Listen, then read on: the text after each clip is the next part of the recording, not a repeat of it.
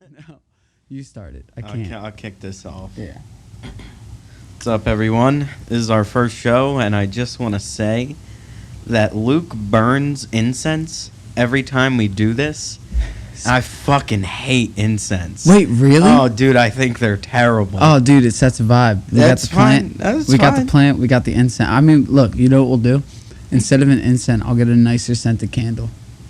That one's about to be dead and it's too big.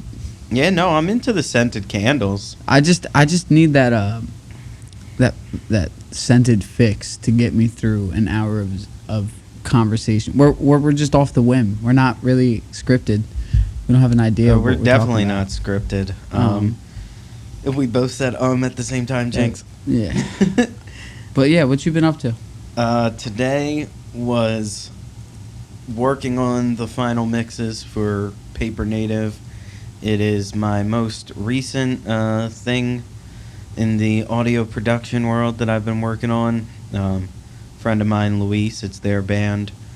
And this has been like a more interesting project for me personally. Because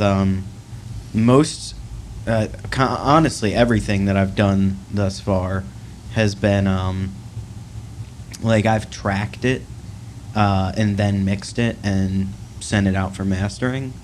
This one, they had tracked a large majority of it at the Rowan studio at some time unknown to me, and Luis just kind of gave me the tracks and was like, here you go.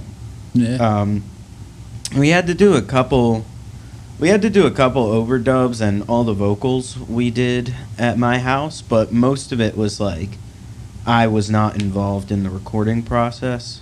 So it's been a new challenge, something I haven't done before. I haven't like just mixed something. Yeah. So that's been pretty cool. What about you? I've been learning. Okay. So I've been reading out of this book called Ableton Live Power, and it's like just teaching me about Ableton and kind of putting that into like my daily routine. I try to make like a beat a day. If I don't make a beat a day, then I try to make like recently. This is my new thing that I've been doing. Make an instrument, and then it turns into me making a beat. So like, in the end, it's worth it. But besides that, just learning, kind of working on slowly. I have one song, but an EP. I wanna drop something not under Little Pie, not under anything that I've done before. Just like Luke Knobloch or whatever the fuck my name, or Luca. I've been liking Luca. That's cool. Luka or some shit like that. I don't know. But yeah, kind of just like trying to find my niche right now, and I think that's like everyone's struggle. Yeah, when starting. Let me say that, when starting. Yeah, for sure. I got this project I'm working on right now. I guess I'll also shamelessly self-promote it. We were supposed to be recording it tomorrow. We're pushing it back till next weekend. But I had this idea. I mean, I have an LP that I'm just kind of sitting on. It's not recorded, but, you know, it exists. Yeah. It's like half recorded. But my partner in crime, Jack, and I we're in all these projects together. I guess I should plug the thing. We just this was really cool. We have this practice space in Manayunk. Yeah. And we just went there with a 4-track cassette recorder and like 4 microphones. And no, that's a lie. 3 microphones, kick, 1 overhead, and 7B on the on his guitar amp. Not even his, the practice bass. They got like a 410 DeVille. Oh, I it's think. like an actual like. I've been to one of them where you pay like $100 for the day or like whatever. Oh yeah, it's like $16 an hour, and we go for like 2 or 3 hours. It's totally worth it, and I, like for me and Jack, it's like dirt cheap, and it's not like I might wait, 16 an hour. Yeah, and if you have like 4 people in your band, like I might just do that for myself. Like, go with my laptop. They have speakers and shit. Yeah, they have like a PA. Okay. Yeah, shout out Eastside Studios in Manayunk. Yee. Sponsored. Yeah, so Not sponsored. no, it's a really dope place because they have nice amps. The drums sound great. Like, I just bring kick, pedal, and cymbals, and it's just like boom, set to go. But yeah, so we went up to the practice space, and me and Jack have these two-piece. I don't know. It's probably under some umbrella of emo music, but it's not like the twinkly shit that we normally be on. It's awesome. I'm excited about it. So we did that, and it was really cool recording live, no metronome, straight to the tape. Like, Pro Tools is barely going to be involved in the whole process, and yeah, it's exciting. How do you do that? Like, what? Like, do you literally like? I know that back because like I'm reading this other book called Modern Recording Techniques, and I know like back in like the day, everything was recorded on 8 tracks. So like vocals, all vocals, not just lead vocals. Every piece of vocal was recorded in one take on 1 track. So the Beatles, all that like orchestra shit, 1 track. So, like, I'm assuming it's difficult to just like sit here and know what's gonna be on or off. Like, you know what I mean? Like, you gotta like decide like, okay, well, we have 4 tracks. Like, what the fuck can we really? You know what I mean? Like, yeah. So like, I am not incredibly familiar with the analog workflow. I'm trying to get into it because I think it's really dope. cool and It's really dope. interesting. And even if it sounds like shit, it's still like I still I think it it's sounds cool. better. But It totally can sound very sick. Nothing I have done does. well, if you suck, Yeah, I suck. But so you can use for this project, it's literally drums, guitar, and vocal. Like, there's nothing. bass? No. So Nice. yeah, always on my bullshit. Yeah. So it would be a different story if we were trying to do like a full band recording on 4 tracks, because then you'd have to like you could set up 3 drum mics, bounce those all down to the 4th channel. Yeah. If I'm understanding it correctly, bounce that all down to track 4 on the tape machine. Yeah. And then, so then after that, Kai is on my lap. What's up, buddy? Psst, psst. Kai. Kai is Luke's cat. Kai, come here. We're chilling. It's Okay. all good. He just looks like he's about to wreak fucking havoc. I love it. But yeah, so then like after you put all the drums onto I knew 1 channel, yeah, it's fine, man. No, he's gonna walk. So what he's trying to do, he's using you as a way to getting onto my lap because I keep rejecting him. So now he's gonna walk across the table. Yeah, maybe. Let's see. He's curious. Don't eat the plant. Okay, sorry. Keep going. Yeah, so then you'd have like 3 open tracks on your recorder to, do other shit. I don't know. Like I said, I'm not incredibly familiar, and that's not even what we had to do for this project. Yeah. But it is very interesting. All right, Kai, it's time. It's time, buddy. Yeah, you just pick him up. Well, and now he's chilling. Now he's sitting. Anyway. He ain't Frank. He ain't gonna attack. Yeah, I got If attacked by anything, a cat once. Yeah, dude, tell that story. You got to tell the story. Time out for music. All right, This is a yeah, great story. time out. Let's do it. So my boy Austin has this cat Frank. So this cat is fucking evil. Like, oh man, what'd he get on my pants? It's not poop, but Oh, it's probably some fucking litter.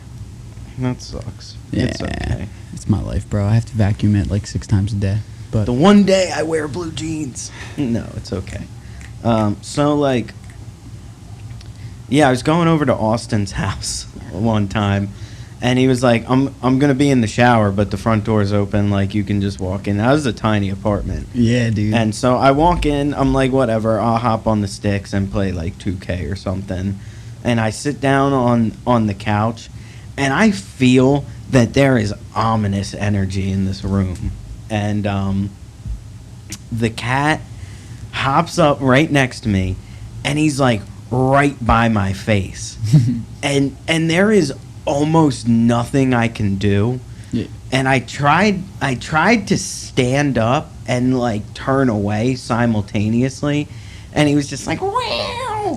And fucking dude, I literally, like, he clawed my face and fell.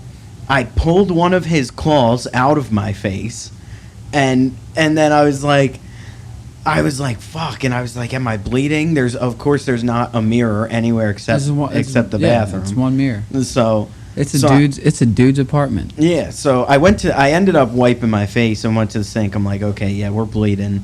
And then like Frank was just kind of crying like under the coffee table. But then like deserved it. But he came back for round 2. Mm-hmm. And I knew he was coming back. And Austin's in the shower. I'm like, Austin, bro, like, you gotta come out here, man. Like, your cat doesn't like me. He's fucking me up, bro. I'm bleeding. And he gets out of the shower real quick. He's in like a towel. He comes out of the bathroom in the process of attack number 2, and Frank clawed my legs through my jeans, and I'm just like, I'm cornered. I was cornered. And yeah, I don't know. Austin removed the cat from the situation, and I cleaned the blood off my face. I'm surprised you didn't get an infection. Yeah. I'm like actually really surprised by that, because like that's like the one thing that like is an issue about cats. If they get you deep enough, like, since their fucking paws are just in shit all day from like cleaning them, like, because they like to bury their poop. That's why you gotta. That's why you get a litter box, because they like to bury it under the sand. So think about that. That's like, that was just clawed into your face, and I'm like, I'm still kind of surprised that you haven't gotten that shit. Well, I mean, it was a couple years ago. Well, so yeah, it should be good. Yeah, no, obviously, but yeah, he fucked me up. Yeah, that's just crazy. But 4 tracks, that's dope. Analog, that's even better. Yeah, it's cool. Yeah. So Jack's doing the majority of the recording? Yeah, it's sick because I have not made any music with anyone in the past like 2 years. Oh, there's a cat under me now. Yeah. I haven't made any music in like the past 2 years where I wasn't like playing on it, engineering it, and having to deal with all that. Yeah. Like, this was kind of just like, we went to this place, I helped set up a couple microphones and wrapped a couple cables, and my job was done. And I was like, oh, I forgot what this is like. Yep. It's cool to just be the drummer sometimes, you know? Dude, that's like, I love everybody I work with. Let me put that like in the front. But that's like the most frustrating thing sometimes. There's one guy who lets me just do my thing, but like, people don't understand that ideas just don't pop up, you know what I mean? And like, when I'm working with an artist, some artists I work with are kind of just like, yo, this doesn't sound good. I'm like, it's just a kick, snare, and a melody. Like, you gotta give me like an hour, because like I don't do the whole pre-making beats and selling them. I really don't kind of like to do that. I kind of like the whole working with artists, because that's how I've always been. Like, I'm a drummer. You know what I mean? Like, I've been in bands my whole life, so the way that I know how to work with music is like looking somebody in the face and being like, good or no. So like, it's just as hard sometimes because some people are just like pushing and like really want that shit done.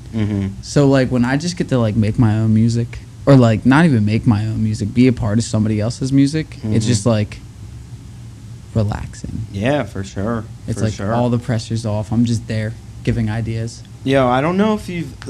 Let me throw this out and see if you agree, or have had the same experience. But I have found, and I don't know why. I have a couple reasons, maybe why. But like, I have found when I record my own music, like I've been demoing stuff all week, where I just like track the drums, track the guitars, track the bass, track the vocals, did like a real quick like a couple like a mix like pass or two, Yeah. and have come up with very acceptable results.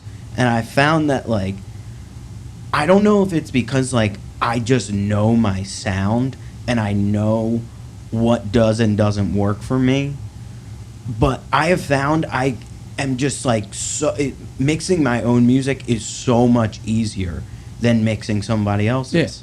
Yeah. Well, like my whole thing is that I started off with the whole lo-fi vibe. Like everything was like literally started singing into a microphone or a headset that had a microphone and made it sound acceptable for what it was. Mhm. Not great. Couldn't be on the top 10 charts, I'll tell you that. Couldn't even be in the top 1,000 charts. Couldn't even be in the top 1 million charts. But it sounded good enough for like my first production, and that was like cool. But working with other people, it's like people want their shit to sound like fucking The Baby and all these like high-end artists. And I'm like, you guys don't know my like background. Like that's not my vibe. But I have to like adhere to it. Yeah, for sure. So it's weird learning how to fuck everything up and do everything right at the same time. Because like the whole thing about lo-fi is like you purposefully are making shit sound bad in a tasteful way. But like when somebody's like, yo, make me a beat, they hear my lo-fi vibe with it, they're like, this shit lo-fi. It's like, yeah. My producer tag is Mr. Lo-Fi'd. Right. It's in the name. You know what I mean? So you think you're gonna get some lo-fi. But and I know that like that's not something that people understand, but like if you listen to a lot of like melodies and like trap and stuff, it's fucking lo-fi. It's like crispy, dirty, like saturated, like distortion. Like it just sounds crunchy. Yeah, like crunchy. So it's like Shout out Captain Crunch. yeah, the berries all day. Yeah. But like, so like, I've been learning recently that I don't like too much bass, but I like bass to be, like if you're looking at like a piece of paper, the bass is the white, right? You get a fresh piece of paper. The bass is the bass, you know? I like to add instruments like colors onto that bass where there's like, it's there. You hear it. Something's there, but it's not there. I've never, because I think like it started off with like Space Cadets. I was like, oh, you don't have to put bass in music? And then I never put bass in my music until I learned you're going to have to start putting bass in your music Right. to like sell tracks. So I think like the whole vibe is that like I like my shit to sound like boxy, where other people, like not boxy, but like cohesive, very cohesive, like very flat in a sense, but with a rumble. Like if I don't know, but other people like the trap stuff where it's like real colorful and stuff, and I love that. I listen to trap and colorful music. I also listen to very like weird music. So it's just like, yeah, it's easier to mix my own stuff because I just know what I like. But when mixing for somebody else, like I've only done 2 mixing jobs, and people would be like, oh, this 808 isn't hard enough, and I'm like, in the back of my head, like, low key, I ain't that great at mixing 808s. Right. I'm still new to it, but like, yeah, it's a weird thing. It's a weird thing. Yeah, for sure. The thing that messes me up is like take the Dylan Coverdale record, for example. Like, I know his vibe through and through. Yeah. Like, I have a very, very good idea of what he wants that to sound like. But still, like, it posed a lot of very interesting and unforeseen challenges.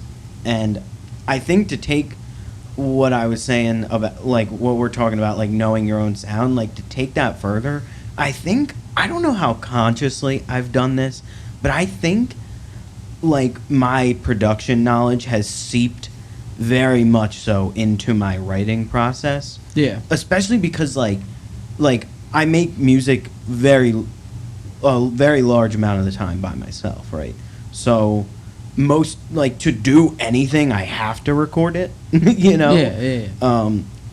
But it's seeped very far into my writing process to where, like, my arrangement and my, like, sound choice and even just, like, the ideas of parts, like, I have, like I said, it's almost subconscious, but I just, like, I feel like I've gotten good at making choices that make my life mixing it so much easier. And I think that's part of it. Like, something that was, like, really difficult with the Dylan record is that the drums were fucking ripping, the bass was ripping, and I'm talking, like, when I say ripping, I mean, like doing really cool, like, complex stuff. Bass, drums, guitar, violin, and sitting the vocal on top of all four of those parts doing really interesting things. It was difficult. I was like, how, like I had to make a lot of choices of, like, what parts have to sit in the background, and it was tough because, like, so many of the parts, it was just, like, it was hard to really put something in the background, you know? Yeah. But yeah, I don't know. How do you put something in the background? I'm not that, like, that's actually something I'm recently trying to do, is, like, make it sound like it's there, but, like, I know reverb, right? Like, you add reverb. Well, so even before, like, anything effects wise, well, I guess that's not true, because, like, if I want a guitar part that's just solely, or, like, a synth part that's just, like, solely for texture, like, my sound choice is definitely gonna play into that before I even worry about, like, how I'm sitting it in the mix. Yeah. But, like, I think above, like, those two things are of maximum importance: sound choice and where it's gonna sit in the mix for what you want. Like, there's stuff on the ornamental tune that we just did, like the synth parts in the verse, like, it's there. It's definitely there, and it's not like it's not so textural that it's, like, not discernible. Like, if you listen to it, you can hear the notes, like, you can pick it out. But, like, I sat it pretty far back in the mix. Yeah. Like, it was just supposed to be something taking up a little bit of space, and I don't know. I guess what that looks like for me is just kind of, like, pushing and pulling the fader a little bit until I'm kind of like, okay, it's there, but it's not distracting me. True. And one thing I heard, I don't know. I listen to so much bullshit on YouTube and, you know, other podcasts, but one thing I've heard, this is especially especially good advice for, like, setting any kind of, like, effects, especially reverb. I heard someone say, like, where you think it should be, like, you, like, push that reverb fader up, right? Where you think sounds good, pull it down just a little bit. Like, pull it down, like, another 1 or 2 dB. I always do that. That's just something naturally that I've, like, started doing. Or not even started. I just did it one day. Like, I always have, like, I'll even, like, raise it a little bit, being like, that's right, but, like, could be louder. And then I, like, listen to it, and I'm like, all right. Yeah, it can definitely go both ways. Yeah. Like, I guess it just depends on what it is, but there's definitely a little bit of, like, this is what I think it should be, first instinct. So I'm going to do a little more or a little less in whatever direction I am taking it, you know, to begin with. Yeah. That has been super effective. I don't know, like, something I was thinking about with this paper native stuff too is like, it's really cool to have tangible results of like of progress, you know, like with the ornamental LP and then with Dylan's record versus the ornamental single we just did and these paper native songs, like the amount of mixes that I uploaded to Google Drive has been so much less. Like I was sending out like 5, 6, 7 passes a song because I just didn't really, I wasn't confident. I didn't know. Now I kind of like, you know your sound. Yeah, like I know my sound, and I know what like these particular bands are kind of looking for.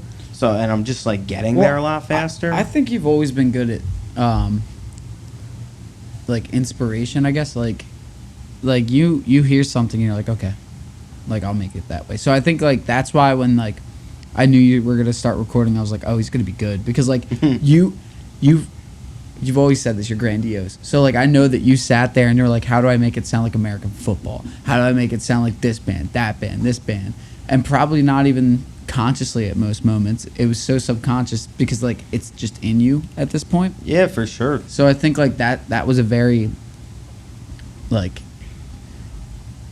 easy transition for you, I guess, is like the best way. And you've been in the recording process so many fucking times before. I've definitely done a lot of it to where like, but I don't know, like I'll be the first person to admit like I want to say two things about Matt Bogacki, who engineered everything Space Cadets did. First thing, just shout out Matt at Blue Light for like taking us, like, I mean, of course, like we didn't give him a choice, but like, you know, we walked in the door and we're like, this shit's not gonna have bass in it, deal with it. And he did. He just handled it so well. And I don't know, man, like now being on the other side, I'm like, damn, how well would I handle that? He probably once you told him no bass, he was probably just like, word.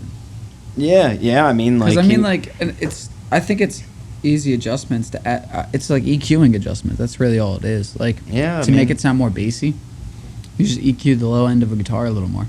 Yeah, for sure, sure. Your first John had bass though, right? It did, the very first single. Yeah, I was listening back to Space Cadets. I was on Spotify. I was on Apple Music. I was on everything. I'm like, where the fuck are these guys? Bandcamp. I was like, oh, it's still there. No. Yeah, it is. Oh, then you are so low in the fucking spectrum on the Apple Music, it doesn't even pop up. That shit happens to me. That's wild. Yeah, when I type in Lil Pi, I'm not even mentioned. Yeah, you always got to go for album, like band and album name or something. Yeah, like Apple Music is so fucking like. I don't use that shit, dude. I do because I'm an Apple simp boy. Yeah. Everything I'm literally about to get the HomePod, bro. I'm about to get linked the fuck up.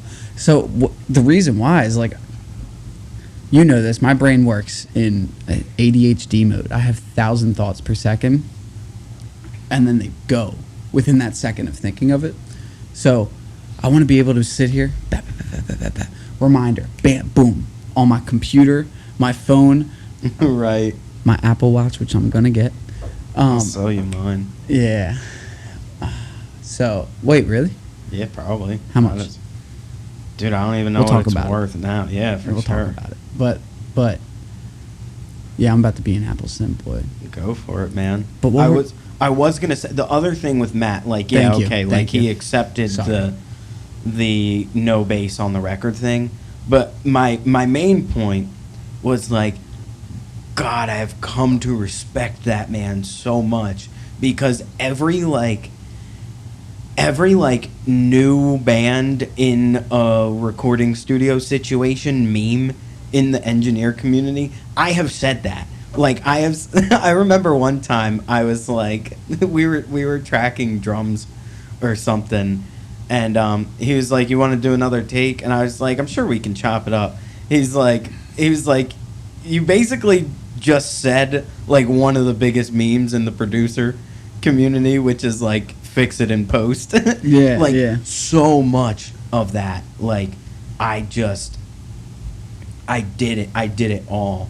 So now like I mean it's given me a level of like patience and tolerance with anyone who hasn't been in the fucking studio a whole lot. But it's just given me a newfound respect for all the really talented engineers that I've gotten to work with. Matt Bogacki, Matt Weber, Yeah, man. fucking Jack, dude. Jack has taught me. Dude, Jack's great. Jack's so good, man. He's taught me like so much of what I know. Yeah. And it's crazy too because like the other day, I was talking to him on the phone. I was gonna plug this earlier. I came up with this little idea. You know, I'm sitting on this LP, but I wrote a couple short songs, and I was like, what if I did like the 5-minute EP, 4 songs in 5 minutes, like. And so we're doing that. We're tracking it next weekend. It's gonna be really cool. It's some of like the most ambitious stuff that I've written. But yeah, I was talking to him on the phone, and I was like, would you be down to mix it? And he was like, honestly, dude, like, I just feel like I can't get a good mix on these headphones that I'm working on right now. And you have my monitors, like, you have a treated room, like, you probably know it better than I do. Like, and I was like, this is wild for you to be saying this to me. Like, Yeah. like, it's not that I don't trust myself mixing my shit, but it's just like, you know, like, Jack has been the guy that I have called pretty much, probably at one point during almost any session I've done. Like, Jack, this isn't working, help, you know? Yeah. And it was cool for him to be like, dude, like, you'll probably get a better, for your stuff, you'll get a better mix than I will. And I was like, okay, fair, but you're helping. And he was like, yeah, for sure. I was like guitar tones, like, that's Jack, dude. Like, Yeah. fucking, like, I played drums, bro. Yeah, Like, yeah. That's like me, that's like me trying to get guitar tones. You should see me. When Kevin comes over, I think he's just like so disappointed. Every time he plugs in the guitar, I'm like, give me like 45 hours real quick. Right. And I'm sitting there, I'm like, does that sound good? He's like, yeah. I'm like, no, it doesn't. Just tell me it doesn't. Just do it. Yeah. It is an interesting thing. And it's like, with all my knowledge of like EQ from like it like there's EQ like your bass, mids, and treble on a guitar amp, and then there's like looking at a 7-band EQ that goes from 0 hertz to Infinite. to 20K, Yeah. and it's My like, shit infinite. well, yeah, I mean, I guess, but the human ear can't Yeah. really hear a whole lot above 20. Anyway, anyway, like, you would think with my knowledge of EQ in that sense that I would be better at getting like a very like basic like good guitar sound, but it's still like I still kind of struggle with it, especially like distortion. Like, man, I feel like my distortion stuff is just like trash. And I can get a pretty nice clean guitar sound, but my distortion is just like trash. It's because I've only played like clean guitar my whole life, but like, I don't know, it's just trash. So Yeah, I'm about to just start piano lessons. So yeah, that's sick, dude. I'm pretty excited for that. I've been on this new kick of creating my own. I mean, like, okay, so I create my own music. Cool, right? Mhm. But like, it's very basic. I only know the basic chords. I don't know like all 7 notes. So it's just like. Like the modes and shit, you mean? Well, no, I'm or saying, like, okay, so on piano, you got your major, you got your, like, 7th, you got your diminished, your augmented, you got your major minor, which is something weird, Oh, yes. and then it's just like you have 7 different chord choices, right, of one note. So, like, What, like between all the inversions or whatever? So no. I'm saying literally like, okay, so C major has like probably, I think it's like 5 actually, but it's like 5 different chords that you could play for C major on piano. Probably similar to guitar. I only know how to sing and play trumpet, so I don't really understand much music theory. Yeah, I'll tell you what, man, my theory is trash. Yeah. So and then the minors are the same thing. So you have like 5. So like technically you have to learn. It's a bunch of shapes because of the inversions, you know. Well, no, true. I mean, I guess it's more so extensions. Like if you have a major, that extensions is a whole nother. So like thing, that's why like a 7th is an extension, and 9th and 13th. So like that's what I'm saying. So like learning those types of chords and like learning like there's like so much that I don't know, but I know the basics. Like I know. Yeah, it's enough to get by. Yeah, and I'm tired of that.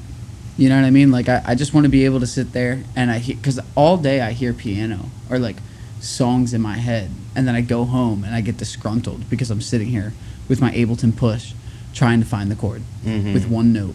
Right. Because I have a chord mode on it. So it's just like it's at a point where I'm like I just want to be able to do it.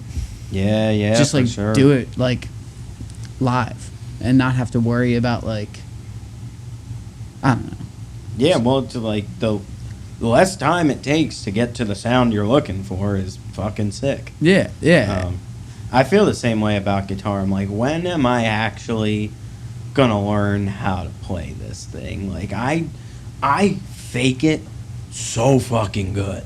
Yeah. Like, I've been writing songs on guitar for years, but I still don't feel like I know what I'm doing. And I'll tell you right now, like, I could not get on like the bandstand and play fucking the bandstand like it's fucking 1940. But like I could not go to like an open jam and play guitar. Oh yeah. I wouldn't be able to keep up. Yeah. Drums, that's fine. Like I've been improvising drums my whole life. Like that is a language that like I mean, I still feel like I have so far to go. We never stop learning music on that instrument as well, of course. But yeah, like with guitar, like I cannot jam with anyone. Like I have to sit in my room by myself and play wrong notes until I stop playing wrong notes. You know? Yeah, I literally do not have the patience, 'cause like I'm thinking about the 60 things I have to do. So I'm just like, all right, note, YouTube. Note, TikTok. Note. So it's just like that type of shit. And I'm like, is it really worth it right now? I got to do all these things. But it is worth it. But it would be much more worth it to have like a mentor. Like that's like, I think that's like a predominant thing that like a lot of people don't, a lot of people don't do it with a mentor. You know what I mean? Like the whole production, audio, all that type of stuff. But I just feel like it's great to have like Jack. Like I'm going off of like literally 5 minutes ago of this conversation, but it's just like it's dope that like Jack is like your mentor in a sense of like 100%. Yeah, and like I've been trying to find my mentor because I'm just like, yo, as I'm like making this music and it's just trash. Not trash. Okay, I make mediocre. As I said earlier, I'm above the line of acceptable, and that's great. That gets me views on YouTube, views on TikTok. People actually like are like, okay, I'll pay attention to this. You know what I mean? But I'm just at a point where I'm like looking on YouTube for 50,000 different things, and I don't have like a I have somebody being like, yo, stop, like just do this for right now, like shut the fuck up. Who cares about synth now? Who cares about synthesis? Just learn how to arrange your shit. Or like, and like I have that in the back of my head, but then I also have you're 25, you're 30 in 5 years, what you doing with music? So it's just this weird like I can't arrange my life, let alone a track right now. So like, yeah, it's hard to find mentors. It's dope that there's like mentors out there, and it's also weird that I'm in a sense a mentor to some people virtually, and I'm saying this being like I need a mentor, Yeah. but I kind of forget what I was really going off of. But I think my whole thing was just like, it's cool to have people to just be like, yo, listen to this, is this good or not? Or like, and people who are like real with you, and like that's the hardest thing to find, is like somebody. And Jack is very Oh, dude, so Jack straightforward. is like, he is the best collaborative partner, because like, if like I sent him a song a couple months ago, and he's just like, I don't know, man. Like maybe if the performance of it wasn't so sloppy, like he said it a little less, Nicer. Yeah, a little nicer than that, but it was more or less like, I don't know, dude. Like it feels like sloppy, and maybe that's why I'm not vibing with it. But like, see, like, I'm not soft. Like, I welcome that. Like, Yeah. I need. That's why he is my best friend and number one collaborator, because I need him to not fucking beat around the bush. Yeah. Yep. Like, I need him to tell me, and I want that. Yeah. You know. I think that's really hard to find. Yeah, it's just, and I try to be that way, but at the same time, like, people who ask me about stuff, like, I gotta remember that might not be what they want. Like, some people will be like, what do you think of this song? And they want that I like it. Yeah. Like, some people just want me to say that it's good. Yeah. And like, I don't dabble in the business. I try not to dabble in the business of hurting feelings and being a dick. Yeah. So, Yeah. like, it's tough, but, you know, like, Jack knows that I'm not soft. Yeah. So, Yeah. Yeah, I don't know. I think, like, going off of that, like, people are like, because I was in that situation for a while. I remember I was sending you like trap tracks, and I was like, yo, listen to this. And this is the reason I stopped doing it, not because I don't think that like you would be like, I like this, just to say it. I think it was like, I was like, Jarrett really doesn't make this music, and when I send him stuff like this, he's gonna find it to be good. And then it's just like, yeah, I have no fucking reference point. Like, so, of course I'm gonna think it's good. so like that was like the beginning of me like realizing like there's some people out there that just like I have friends who I make music with that just tell me they like anything that you put in the group chat to make you feel better, right? Mm-hmm. And that's fine. I love that shit. I love that people like are always trying to like keep people up.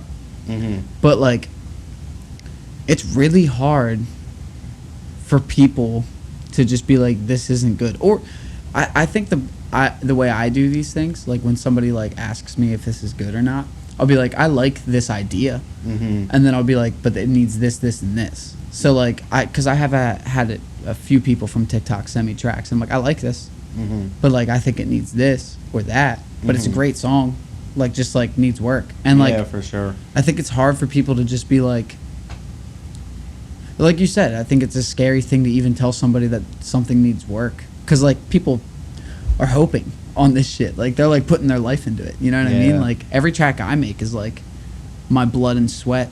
And when somebody goes, oh, that's not good, Yeah. that shit kind of hurts. Shit But do be hurting. but I would much rather be told it sucks. I would actually much rather be told that it is the worst song you've ever heard in your existence of life Mm-hmm. than somebody be like, I like this. Right. Because like I don't like making mistakes. You know what I Yeah. mean? Like I don't like putting stuff out that's bad. Absolutely. So like I was about to do the same thing. Yeah, and I think another really important note with this conversation is it just like if you're looking for that person who you want to be like your voice of reason, you have to trust them. You have to trust that they know your vibe. Like I won't consider the opinion of someone who isn't fully aware of what I'm going for. Yeah. Like, Especially because I've been experimenting with some like harsher vocal stuff, and like if I ask some people, they'd be like, I don't fuck with this, and I'm like, cool, I don't give a shit, you know, because like I fuck with this, and I know I've got one or two people who know what I'm going for, know what I'm trying to do, and they fuck with it, so I trust them. Yeah. You know, Criticism's hard. yeah.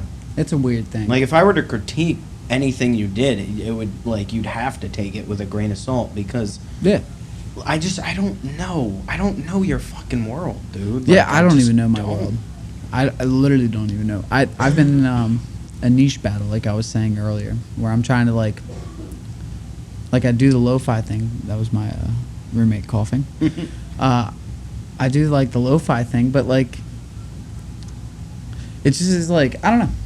It's at a point where I feel like everybody gets I think this is like everybody's struggle, and I actually was talking to my therapist about this, and he which is funny, I talked to my therapist about my beats and how I'm upset about making beats, but like basically he was saying like which always like rings in my head when I'm trying to like go outside of my like niche, like lo-fi. He's always just like, think about it, like there's bands who, he literally said AC/DC. He's like, they never stopped playing the same chord progression and they made millions. And I was like, that's very true. I don't want to be that, but what the sentiment is that like it's okay to just sit in a box for a while you figure shit out. You know what I mean? And I think that like a lot of people overwhelm themselves. Like myself right now, I've been overwhelming myself just trying to find. I'm bored of lo-fi is basically what I've come down to, and I just think that like hopping out of like your comfort zone is great in small portions. For sure. Because like if you just jump out and try to do it all, like you're not gonna accomplish anything really. Yeah. I mean, it can be an effective exercise as long as you are aware of what you're doing. Yeah. It's like the make bad music thing. Like if you're aware that you're jumping fully out of your comfort zone and you're okay with like saying, okay, I'm done, let me hit the playback button, oh, it's garbage. Like if you're okay with that, do it. Yeah. I do it sometimes. Yeah, I mean, But that was my whole intent today. I was just like, let me make some instruments. If it sounds bad, then that's whatever. And you know what's the funniest part about it? When you have the intention of making something bad, it turns out good. There's no pressure. Definitely can. There's no pressure. It's a very, very comfortable creative process. I like the other one. This doesn't apply to you. Well, it could. It could apply to you. You just got to look at it at a different view. But like, shut up, Kai. It's called the right drunk mix sober. So basically, the whole mindset. Yes, that does not apply to me. Yeah. So the whole mindset is just basically like write like you're drunk, like you're not, like you don't give a shit about anything when you're drunk, right? Like your confidence level is out the fucking roof. So write like that. And then when you go to mix it and it sounds bad, then worry about it then. Yeah, for sure. So it's just like, so it's the same thing, you know, make bad music. Yeah, just different words. Yeah, for sure. What? Kai, you want to take us out? Yeah. No. Now he's silent. He wants a treat. But yeah, I think this was a good first one. Yeah, it was nice talking to you, buddy. Yeah, cool. We'll try to make these. I guess every. Let's say I gotta edit it. So let's say every Sunday. We'll try to drop these guys for you. Yeah, we'll see you soon.